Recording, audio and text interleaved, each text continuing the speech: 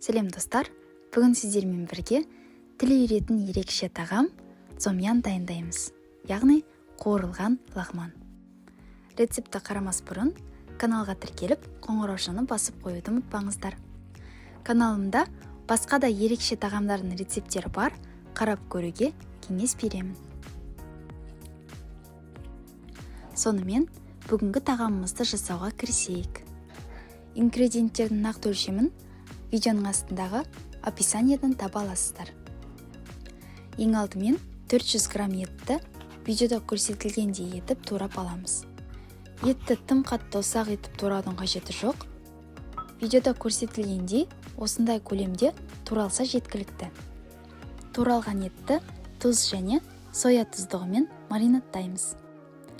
Менде ет тұздалған, сондықтан тұз қоспадым. Етті жақсылап араластырып, бетін жауып, үстелдің бетінде қалдырамыз. 300 грамм 40 қабатты 4 бұрышты етіп турап шығамыз.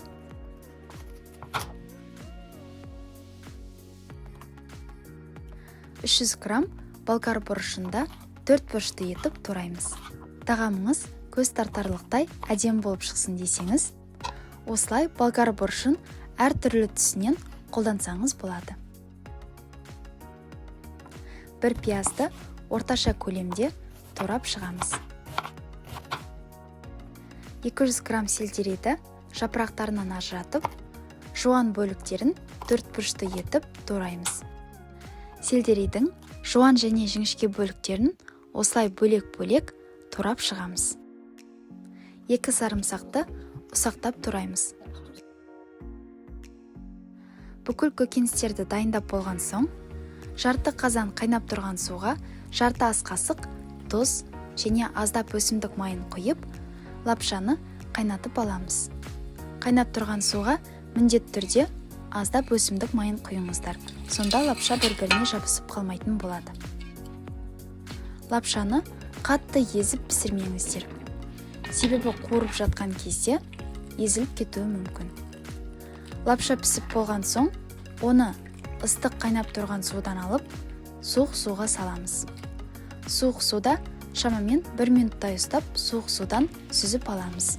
Сонда лапша бір-біріне жабыспайтын және езілмейтін болады.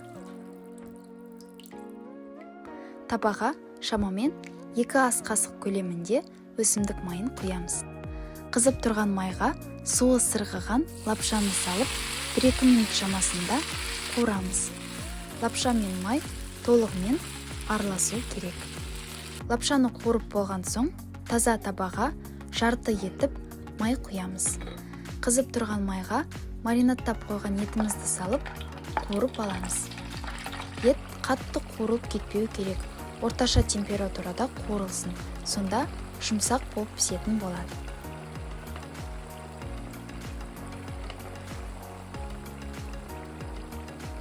Ет шамамен 3-4 минуттай қуырып болған соң, турап қойған капустаны салып, қуыруды жалғастырамыз. Капустаның шеттері сары түске енгенше жақсылап қуырамыз. Капуста осылай қуырылуы керек. Ет пен капустаны қуырған майды басқа да тағамдарға қолдануға болады, тастамаңыздар. Ет пен капустаны қуырып болған соң, табаны тазалап, жаңағы қуырылған майдан 50 мл шамасында құямыз. Туралған пиязды салып, сары түске енгенше қуырып аламыз. Пияз қуырып болған соң, чеснок және сельдерейді салып, 1-2 минут шамасында қуырамыз. Көкөністерді қатты қуырудың қажеті жоқ, және де табанның асты орташа температурада болуы керек. Болгар бұрышын салып, оны да 3-4 минут шамасында қуырсаңыздар жеткілікті. Томат пастасы және дәмдеуіштерді салып араластырамыз. Дәміне қарай тұз салуды ұмытпаңыздар. Дәмдеуіштердің нақты көлемін видеоның астындағы описаниеден көре аласыздар. Болгар бұрышы қуырылып болған соң, ет пен капуста және лағманды саламыз. Лағманнан кейін сельдерейдің жапырақтарын, укроп және петрушка салып, үстінен соя тұздығын құямыз. Және де барлығын жақсылап араластырамыз. лагманды салып жатқанда табаның асты ең төменгі градуста болуы керек. Сонымен біздің бүгінгі цомян атты тағамымыз да дайын. Сіздерге бүгінгі рецепт ұнаған болса, лайк басып сақтап қоюды ұмытпаңыздар. Бізбен бірге болғандарыңыз үшін көп рахмет. Келесі кездескенше.